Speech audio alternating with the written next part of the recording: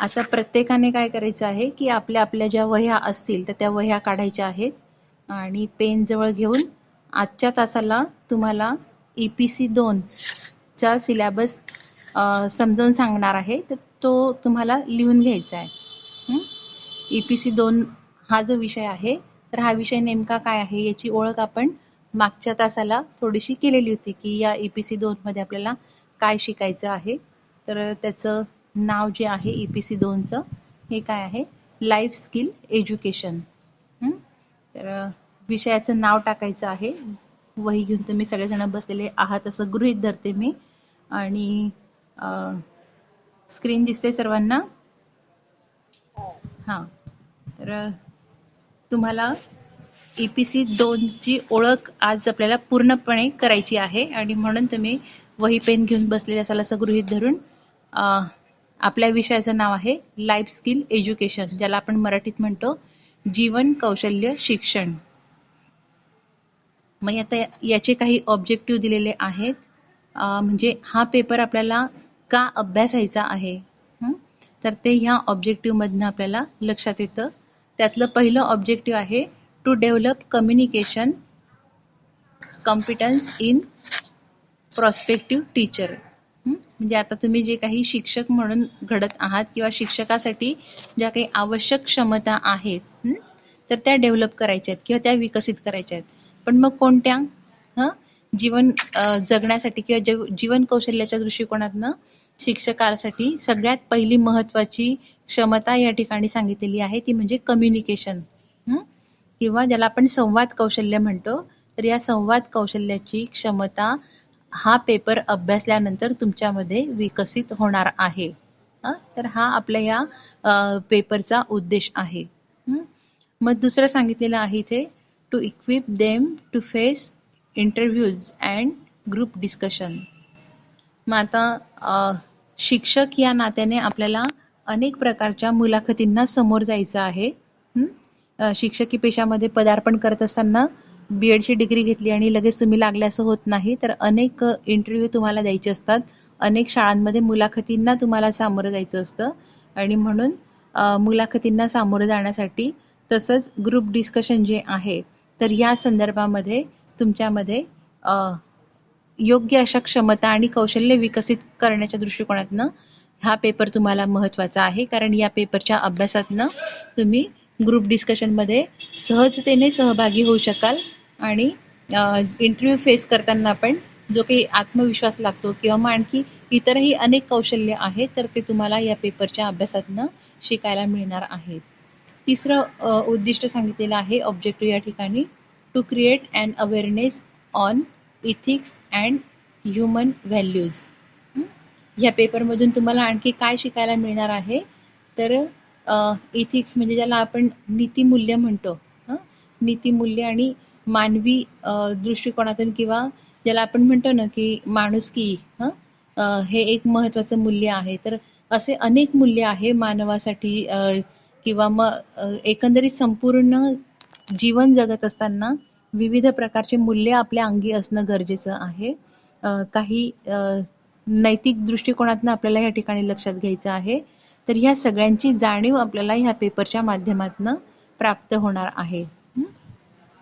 त्याच्यानंतर चौथं उद्दिष्ट सांगितलेलं आहे to learn leadership qualities and practise them.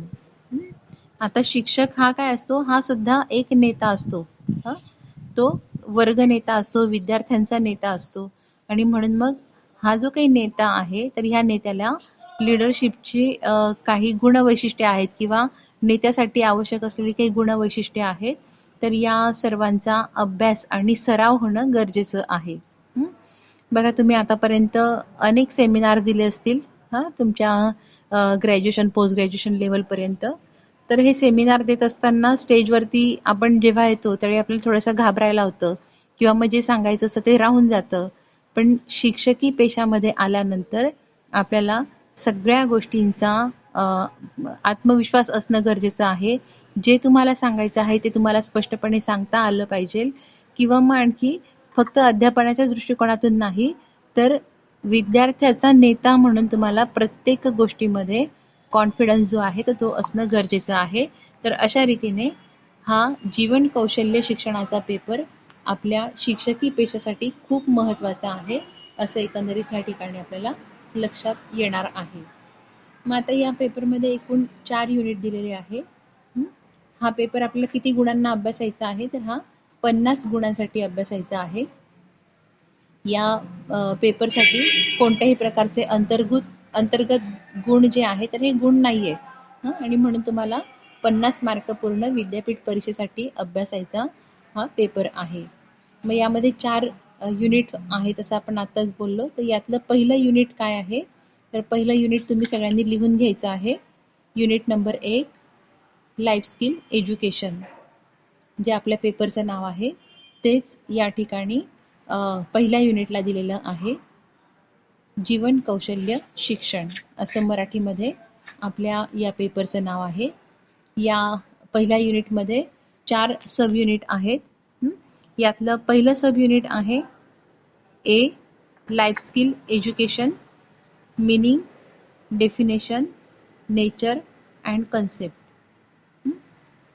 मग आता जीवन शिक्षण म्हणजे जीवन कौशल्य शिक्षण याचा आपल्याला काय बघायचं, याच्यात अर्थ बघायचा आहे. जीवन कौशल्य शिक्षणाचा अर्थ, त्याच्या व्याख्या, स्वरूप आणि संकल्पना, असे 4 मुद्दे आपण या ठिकाणी पाहणार आहोत. तर जर थोडक्यात सांगायचं झालं तर या सब युनिटमध्ये आपल्याला काय शिकायचं आहे, तर जीवन कौशल्य शिक्षणाचं अर्थ आणि स्वरूप, या 2 गोष्टी आपण या पहिल्या सब युनिटमध्ये लक्षात घेणार आहोत. तुम्ही लिहिलं असेल मराठीमधून की ए भाग जो आहे तर हा काय आहे, जीवन कौशल्य शिक्षण आणि त्याचं अर्थ, व्याख्या, स्वरूप आणि संकल्पना. आता बी भाग आपण बघतोय. बी भागामध्ये components of life skill education, म्हणजे जीवन कौशल्य शिक्षणाचे घटक. जीवन कौशल्य शिक्षणाचे घटक कोणते आहे, तर ते घटक आपल्याला बघायचे आहेत. तर मी तुम्हाला थोडंसं सुरुवातीला विवरण केलं, त्यात तुम्हाला लक्षात आलं की आपल्याला साधारणतः एकंदरीत 10 जे काही जीवन कौशल्य आहे त्यांचा अभ्यास करायचा आहे. आणि या 10 जीवन कौशल्यांना एकूण 3 घटकांमध्ये वर्गीकरण केलेले आहे. तर हे 3 घटक कोणते, तर ते आपल्याला यामध्ये अभ्यासायचे आहेत. इंग्रजीमध्ये आपण म्हटलं components of life skill education, यालाच मराठीमध्ये आपण म्हटलेलं आहे जीवन कौशल्य शिक्षणाचे घटक. आता सी भागाकडे आपण वळत आहोत. सी भागामध्ये need and importance of life skill education for student. मग आता ह्या ठिकाणी हे जे काही सी भाग दिलेला आहे, या सी भागामध्ये काय लक्षात घ्यायचं आहे, तर या जीवन कौशल्य शिक्षणाची गरज आणि महत्त्व काय आहे हे बघायचंय. पण कोणासाठी, तर पुढे म्हटलेलं आहे फॉर स्टुडंट. मग विद्यार्थ्यांसाठी जीवन कौशल्य शिक्षणाची गरज आणि महत्त्व असा हा अभ्यास आपल्याला या भागामध्ये करायचा आहे. मग आता विद्यार्थी म्हटलं तर मग आपल्या डोळ्यासमोर तुम्ही शिक्षक आहात आणि तुमच्या समोर येणारे जे काही वर्गातले विद्यार्थी असतील तर ते आपण इथे गृहीत धरणार आहोत. म्हणजे शालेय विद्यार्थ्यांच्या दृष्टिकोनातनं जीवन कौशल्य शिक्षणाची गरज आणि महत्त्व या भागामध्ये अभ्यासायचं आहे. इंडक्शन प्रोग्राम आपण जो घेतला, तर त्या इंडक्शन प्रोग्राममध्ये आपण लक्षात घेतलं होतं की शिक्षकासाठी म्हणजे हे जे क्षेत्र आहे हे किती महत्त्वाचं आहे. यातल्या प्रत्येक गोष्टी आपल्याला एक जबाबदारी म्हणून स्वीकारायच्या आहेत. आणि त्यातली सगळ्यात महत्त्वाची जबाबदारी होती ती म्हणजे भावी पिढीला घडविण्याची. मग ही जी काही भावी पिढी आहे तर ही जीवन कौशल्यांनी पूर्णपणे एज्युकेट झालेली किंवा पूर्ण सुसंस्कारित झालेली अशी पिढी जर आपल्याला निर्माण करायची आहे, तर यांच्यासाठी हे महत्त्व काय आहे किंवा गरज का आहे, तर हे आपल्याला या पेपरमधनं लक्षात घ्यायचं आहे. थोडंसं जर आणखी याचं विवेचन करायचं झालं तर तुम्हाला माहिती आहे की समाज हा पूर्णपणे आता बदलत आहे किंवा बदलून म्हणजे बऱ्यापैकी बदललेला आहे. पूर्वीचा समाज आणि आताचा आपला भारतीय समाज जर विचारात घेतला तर पूर्वी पूर्ण एकत्र कुटुंब पद्धती होती किंवा जे काही समूह संपर्क साधने आहेत यांचा पण इतका मोठ्या प्रमाणात विकास झालेला नव्हता. कोणत्याही प्रकारची स्पर्धा असेल तर त्या स्पर्धेमध्ये वातावरण अतिशय मोकळं आणि योग्य होतं, पण आता जीवघेणी स्पर्धा निर्माण झालेली आहे. तर अशा एकंदरीत संपूर्ण वातावरणामध्ये आजचा जो काही आपला विद्यार्थी आहे, तर ह्या विद्यार्थ्याला जीवन कौशल्याची किती आवश्यकता आहे हे आपल्या सर्वांना माहीत आहे आणि याच अनुषंगाने आपल्याला हा भाग अभ्यासायचा आहे. मग आता डी भाग इथे आपल्याला लक्षात घेतोय. डी भागामध्ये काय दिलंय? Scope of life skill education, म्हणजेच जीवन कौशल्य शिक्षणाची व्याप्ती इथे आपल्याला बघायची आहे. व्याप्ती म्हणजे आपण काय लक्षात घेतो की हे जे काही शिक्षण आहे तर हे जास्तीत जास्त आपण किती प्रमाणामध्ये त्याचा उपयोग होऊ शकतो किंवा कुठे कुठे याचा उपयोग होऊ शकतो. तर असा जर आपण विचार करत असू तर आपल्याला स्वतःपासून म्हणजे अगदी आपल्या स्वतःपासून तर संपूर्ण जगापर्यंत आपण म्हणतो हे विश्वाची माझं घर, तर ह्या संपूर्ण म्हणजे आंतरराष्ट्रीय स्तरापर्यंत या जीवन कौशल्याची व्याप्ती आहे. एका शब्दात सांगायचं झालं किंवा एका वाक्यात सांगायचं झालं तर आपण इथे असं लक्षात घेतो की जीवन कौशल्य शिक्षणाची व्याप्ती कशी आहे, तर ती एका व्यक्तीपासून तर ती आंतरराष्ट्रीय स्तरापर्यंत पूर्णपणे व्यापलेली आहे असं लक्षात येतं. म्हणजे जीवन कौशल्य शिक्षण आज जर मी स्वतः शिकलं, स्वतः त्याचं अनुकरण केलं तर माझं बघून आणखी 4 लोक शिकतील किंवा मी शिक्षक या नात्याने एका वर्गाला शिकवेल, मग हा वर्ग जो आहे हा उद्याच्या समाजाला शिकवेल, मग नाही म्हटलं तरी उद्याचा समाज जो आहे तर हा संपूर्ण राष्ट्रामध्ये पसरणारा आहे. आणि ह्या राष्ट्रात नंतर मग आंतरराष्ट्रीय स्तरापर्यंत ह्या जीवन कौशल्याच्या जे काही महत्त्व आहे ते आपल्याला लक्षात घ्यायचं आहे. तर अशा रीतीने आपण शिक्षक या नात्याने जीवन कौशल्य शिक्षणाची व्याप्ती अभ्यासणार आहोत. तर युनिट नंबर 1 मधले पहिले 4 घटक तुम्हाला आता लक्षात आलेले असतील की आपल्याला पहिलं युनिट हे कशा प्रकारे अभ्यासायचं आहे. मग आता युनिट नंबर 2 काय सांगते? Understanding life skill. आता पहिलं एज्युकेशन होतं, लाईफ स्किलचं एज्युकेशन होतं पहिल्या युनिटमध्ये आणि आता त्याचं काय आहे? अंडरस्टँडिंग. तर अंडरस्टँडिंगला आपण इथे आकलन हा शब्द वापरणार आहोत. जीवन कौशल्यांचे आकलन. मग आता आकलन याला आपण आणखी सोपा शब्द काय लक्षात घेणार? समजून घेणं. आकलन हा आपल्या शिक्षणशास्त्राचा एक तांत्रिक शब्द आहे किंवा ज्याला आपण टेक्नॉलॉजी म्हणतो, टर्मिनॉलॉजी म्हणतो. तर ह्या टर्मिनॉलॉजीमध्ये अंडरस्टँडिंग हा शब्द आहे, पण जर अगदी साध्या शब्दात लक्षात घ्यायचं झालं तर जीवन कौशल्यांना आपल्याला समजून घ्यायचं आहे की हे नेमके काय आहे. तर यामध्ये सुद्धा एकूण 4 उप घटक दिलेले आहेत किंवा ज्याला आपण सब युनिट म्हणतो. यातलं पहिलं सब युनिट आहे ए म्हणून, तर the 10 core life skills as laid down by World Health Organization, ज्याला आपण WHO म्हणतो. मग पहिल्या भागामध्ये आपल्याला काय लक्षात घ्यायचं आहे की जागतिक आरोग्य संघटनेने 10 जीवन कौशल्य सांगितलेली आहे, त्याचा अभ्यास करायचा आहे. मग याचं तुम्ही मराठीकरण काय करणार आहात की एक मिनिट,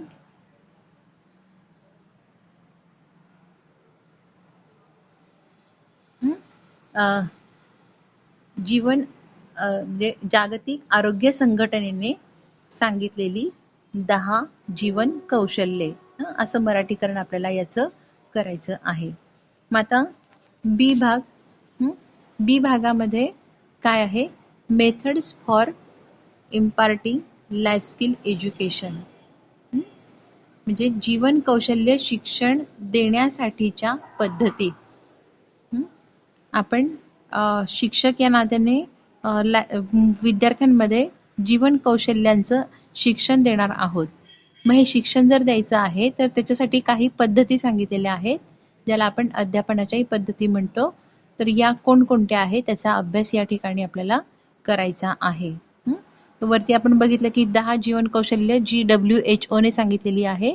तर त्या 10 जीवन कौशल्यांमध्ये सर्जनशीलता म्हणून एक कौशल्य आहे. समस्या निराकरण म्हणून एक कौशल्य आहे.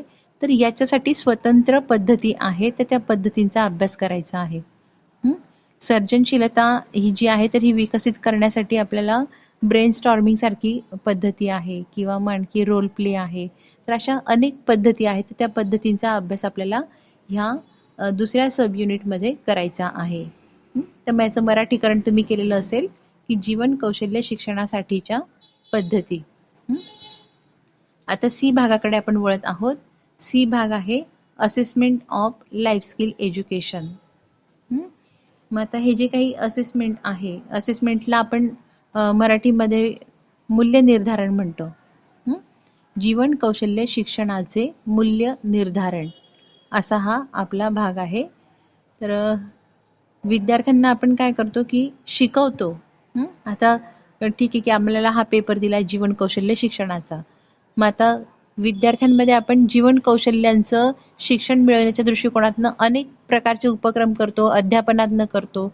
मग हे मुलांमध्ये किती प्रकारामध्ये जे निर्माण झाले जीवन कौशल्य, तर हे पाहण्यासाठी आपल्याला त्यांच्या निरीक्षणात नसेल किंवा मग आणखी ते कोणत्या कोणत्या कार्यक्रमांमध्ये सहभाग घेतात, कशा प्रकारे घेतात, ते एकंदरीत वर्गामध्ये कसे वागतात, या सर्वांच्या दृष्टिकोनातनं आपल्याला त्याचं मूल्यमापन करायचं असतं. आणि या मूल्यमापनातनं आपल्याला कोणती व्यक्ती किंवा कोणता विद्यार्थी हा किती शिकलेला आहे, शिकलेला कोणता, तर जीवन कौशल्य त्याने किती आत्मसात केले, तर याच्यासाठी आपल्याला मूल्य निर्धारण करायचं असतं.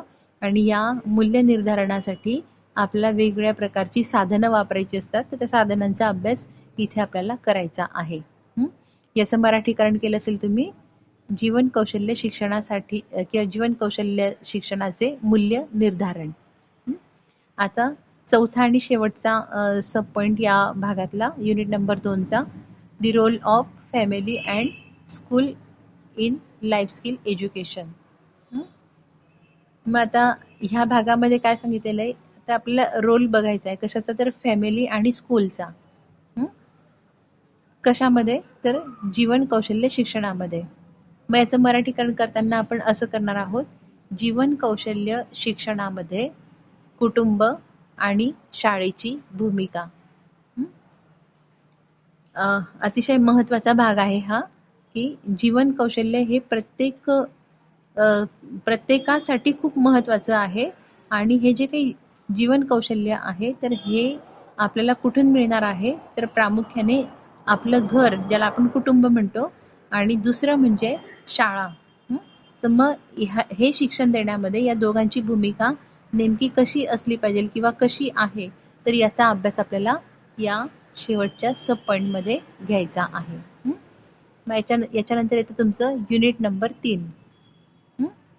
युनिट नंबर 3 काय आहे, एक मिनिट. युनिट नंबर 3 जे आहे, याला आपण म्हटलंय इंटरपर्सनल रिलेशनशिप. याला मराठीकरण काय करणार आहोत आपण, आंतरव्यक्ती संबंध. मराठीकरण काय करणार आपण, आंतरव्यक्ती संबंध, इंटरपर्सनल रिलेशनशिप.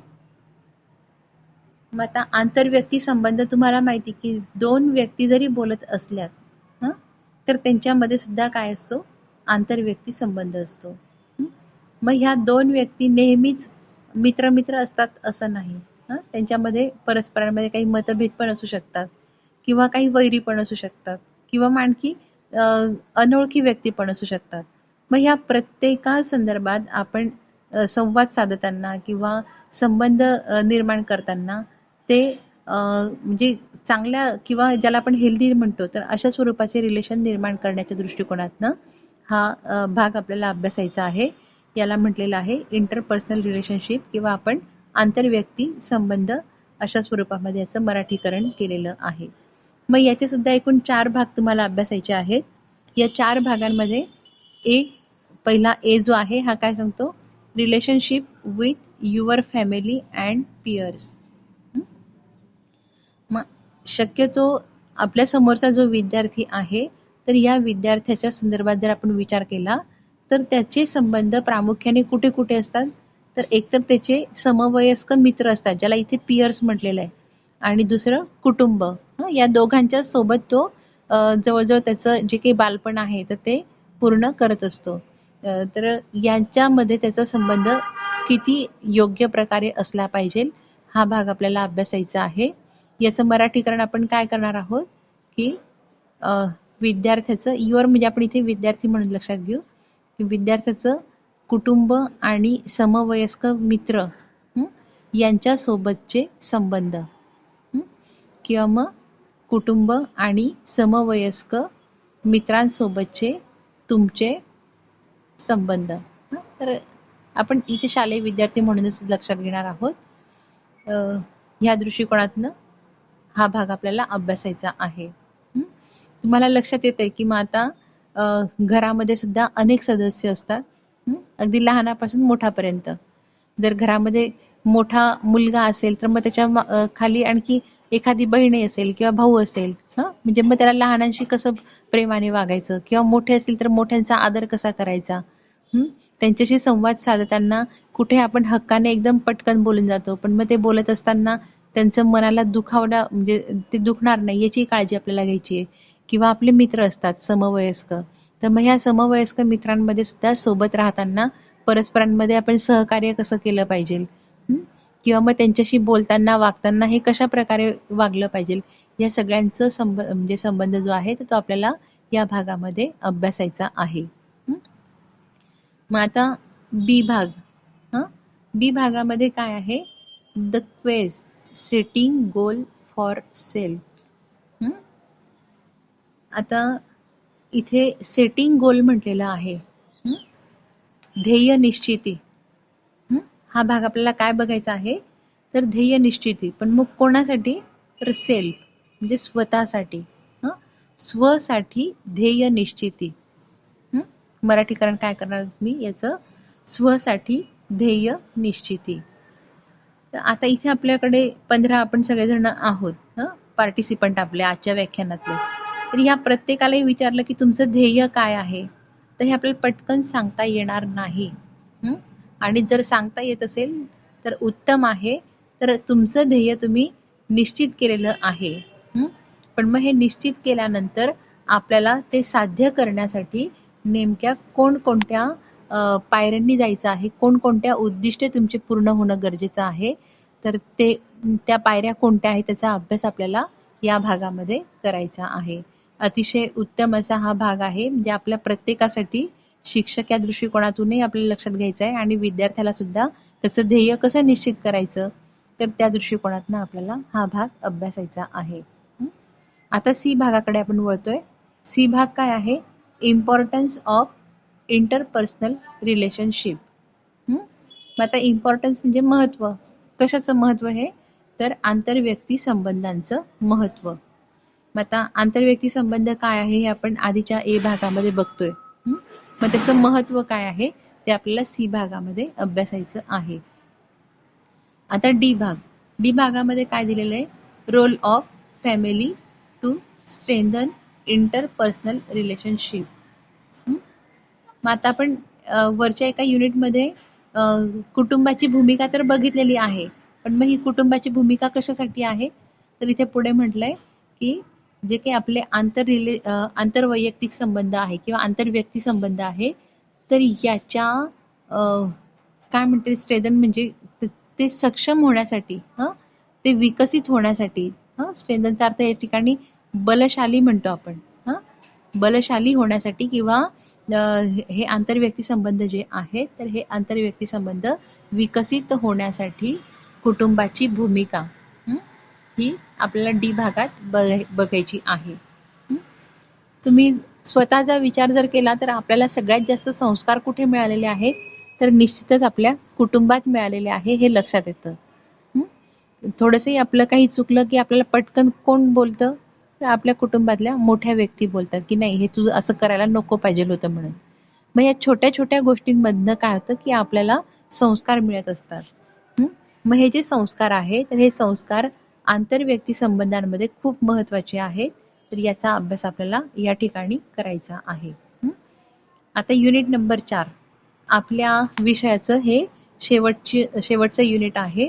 तर या शेवटच्या युनिटमध्ये काय म्हटलेलं आहे controlling on emotions and stress. हे युनिट कशासाठी आहे? तर आपल्याला नियंत्रण मिळवायचं आहे, कंट्रोल मिळवायचा आहे. कशावरती? तर इमोशन्स अँड स्ट्रेस. खूप महत्त्वाचं युनिट आहे हे. तर यामध्ये आपल्याला भावना आणि ताणतणाव याच्यावरती नियंत्रण कसं मिळवायचं हा भाग शिकायचा आहे. याच्यात पण एकूण 4 सब युनिट आहे. पहिलं सब पॉइंट आहे A, coping with emotions and stress. म्हणजेच काय, या ठिकाणी आपल्याला या भावना आणि ताणतणाव याच्यावरती नियंत्रण करायचं आहे, कोपिंग करायचं आहे. तर ह्या दोघांवरती सुद्धा बघा, आपल्याला खूप आनंद झाला तरी सुद्धा आपण पटकन रिॲक्ट करतो. म्हणजे परिस्थिती कोणती आहे हे न बघता सुद्धा तो आनंद इतका असतो की आपण तो सहजतेने रिॲक्ट करतो. किंवा स्ट्रेस, आज तर म्हणजे आनंदापेक्षा सुद्धा स्ट्रेस खूप जास्त आहे. तर हा स्ट्रेस, दुःख ही भावना घेऊन येणारा असतो आणि म्हणून या प्रत्येकावरती नियंत्रण कसं करणं गरजेचं आहे याचा अभ्यास आपल्याला ए भागामध्ये करायचा आहे. बी भाग दिलाय कम्युनिकेशन अँड इंटरपर्सनल स्किल. मग बी भागामध्ये काय शिकायचं आहे तर संप्रेषण, कम्युनिकेशनला संप्रेषण म्हटलंय किंवा संवाद कौशल्य म्हटलंय. आणि इंटरपर्सनल रिलेशनशिप म्हणजे संवादाचं आणि जे काही आपले व्यक्तिव्यक्तीतले संबंध असतात तर त्यांचं कौशल्य नेमकं कसं असलं पाहिजे तो भाग इथे अभ्यासायचा आहे. काही ठिकाणी रिपिटेशन वाटतं पण तरी सुद्धा इथे आपल्याला इंटरपर्सनल रिलेशनशिपचंच कम्युनिकेशन अभ्यासायचं आहे, हे लक्षात घ्यायचं आहे. त्यानंतर पुढचा भाग दिलाय सी भाग. बी भाग लिहिला असेल तुम्ही. बी भागाचं मराठीकरण काय केलं, कम्युनिकेशन अँड इंटरपर्सनल स्किलचं. तर आंतरव्यक्ती संबंध आणि संवाद कौशल्य असं आपण घेणार आहोत. आणि सी भागामध्ये self awareness and empathy. Self awareness जे आपण सकाळी बोललो होतो किंवा सुरुवातीला तासाला बोललो होतो, स्वची ओळख किंवा स्वची जाणीव. स्वची जाणीव आणि इम्पथी. सिंपथी तुम्हाला माहिती, पण इम्पथी काय आहे? इम्पथी म्हणजे समानानुभूती म्हणतो आपण त्याला, किंवा समानुभूती काही लोक म्हणतात, काही समानानुभूती असं म्हणतात. तर याच्यामध्ये कसं आहे की समोरच्याच्या भूमिकेत जाऊन आपण स्वतःला पाहणं, याचा अभ्यास आपल्याला करायचा आहे. मग आता समजा एखाद्याच्या घरी काही दुःखद प्रसंग घडला किंवा एखाद्या ठिकाणी अपघात झाला, मग हा अपघात झाल्यानंतर त्या व्यक्तीला काय दुःख झालं असेल तर ते दुःख मी स्वतः त्या व्यक्तीकडे बघून लक्षात घेईल की अरे हिचं दुःख किती मोठं आहे. किंवा आनंद झाला असेल तर आपण म्हणतो ना की समोरच्याच्या आनंदामध्ये आपल्याला सहभागी होता आलं पाहिजे. मग त्याच्या आनंदात तो किती आनंदी असेल ते आपण लक्षात घेऊन आपणही तसा आनंद व्यक्त करायचा आहे. तर एकंदरीत इम्पथी हे खूप महत्त्वाचं आहे. तर सी भागामध्ये आपण काय लक्षात घेणार आहोत, स्वची जाणीव आणि समानानुभूती. आता डी आणि शेवटचा भाग चॅलेंजेस इन मॅनेजिंग स्ट्रेस. ताणतणावाचं नियोजन करण्यासाठी किंवा त्याचं व्यवस्थापन करण्यासाठी आपल्याला काही आव्हानं आहेत. चॅलेंजेस म्हणजे काय, आव्हान आहे. खूप छान छान पुस्तकं आहेत ताणतणावाचं व्यवस्थापन कसं करायचं म्हणून. अनेक व्हिडिओ पण आहेत यूट्यूबला. ह्या सगळ्या पाहिल्या तरी सुद्धा स्वतःचा ताण कंट्रोल करणं किंवा स्वतःचा ताण मॅनेज करणं हे अतिशय कठीण बाब आहे. आणि म्हणून ते व्यवस्थापन करत असताना कोणकोणती आव्हानं आहेत तर त्या आव्हानांचा अभ्यास आपल्याला या भागामध्ये करायचा आहे. तर एकंदरीत तुम्हाला याप्रमाणे आपलं हे सगळं EPC 2चा विषय आहे.